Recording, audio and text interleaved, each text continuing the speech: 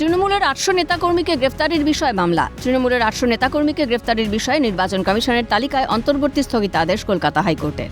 বুধবার হাইকোর্টের প্রধান বিচারপতি সুজয় পাল এবং পার্থসারথী সেনের ডিভিশন বেঞ্চ কমিশনের এই সিদ্ধান্তের উপরে অন্তর্বর্তী স্থগিতাদেশ দেয়।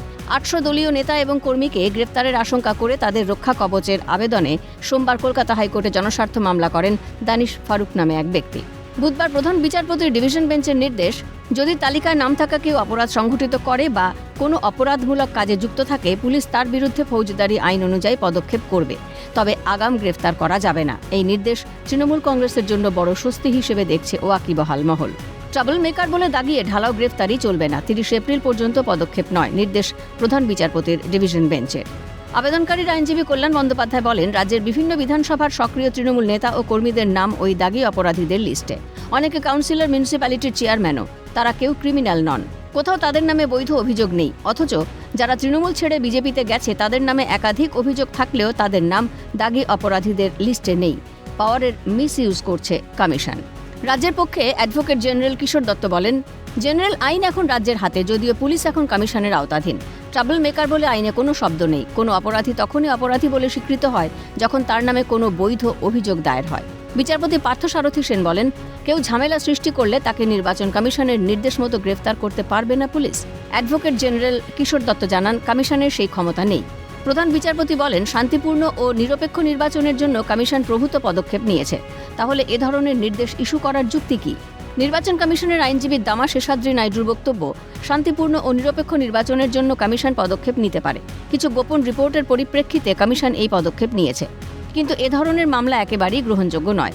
কিছু লোকের ওপর নজর না রাখলে পরিস্থিতি খারাপ হতে পারে। পাশাপাশি কারো বিরুদ্ধে অন্যায় পদক্ষেপ করলে সে আইনের দ্বারস্থ হতে পারবে। 800 তৃণমূল কর্মীর রক্ষা কবচ চেয়ে জনস্বার্থ মামলায় আবেদনকারীর যুক্তির প্রতি উত্তর দিতে সোমবার পর্যন্ত সময় নিল নির্বাচন কমিশন। আগামী সোমবার এই মামলার পরবর্তী শুনানি। টার্গেট করা হয়েছিল তৃণমূল কর্মীদের, যাতে তারা বিরত থাকতে পারেন, তাই এই লিস্ট দেওয়া হয়েছিল কমিশনকে।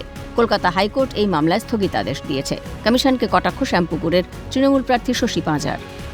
প্রায় 800 জন টিএমসি নেতৃত্ব যারা রয়েছে এবং কর্মঠ তারা সক্রিয় সহযোদ্ধারা, তাদেরকে বিজেপি নিশ্চয়ই এই তালিকাটা দিয়ে দিয়েছে ইলেকশন কমিশনকে। ইলেকশন কমিশন বলেছিল এই 800 জনকে তুলে নিতে হবে। সেই মর্মে কিন্তু আমাদের তৃণমূল কংগ্রেসের পক্ষ থেকে কল্যাণ ব্যানার্জি কোর্টও নিয়ে গেছিলেন। সেই কেসটা স্টে করে দিয়েছে কলকাতা হাইকোর্ট। মানে খুব লাপালাপি করছিল যে যাদের পার্টিতে সত্যিকারে ওয়ার্কার থাকে না, সত্যিকারে ওয়ার্কার না থাকে, তারা মানে বুথ সামলাতো দূরের কথা, দেয়াল লক্ষণ পর্যন্ত হচ্ছে না, সেইখানে তারা কিন্তু টার্গেট করেছিলেন টিএমসিদের ওয়ার্কারদের, এবং তাদেরকে দিয়ে যাতে তারা বিরত থাকতে পারেন এমনভাবে যে অ্যারেস্ট করিয়ে দেব। তাই এই লিস্টটা তারা দিয়েছিলেন ইসিআইকে, আর সেইটা ডাউন দ্য লাইন এসে বলেছিল এদেরকে তুলে নিতে হবে। কলকাতা হাইকোর্ট বলেছে এই কেসটা এখন স্টে করে দিয়েছে জুন মাস অবধি। এখন পরিবর্তিত পরিস্থিতির দিকে নজর। অভিরূপা হাজরার রিপোর্ট, ক্যালকাটা নিউজ।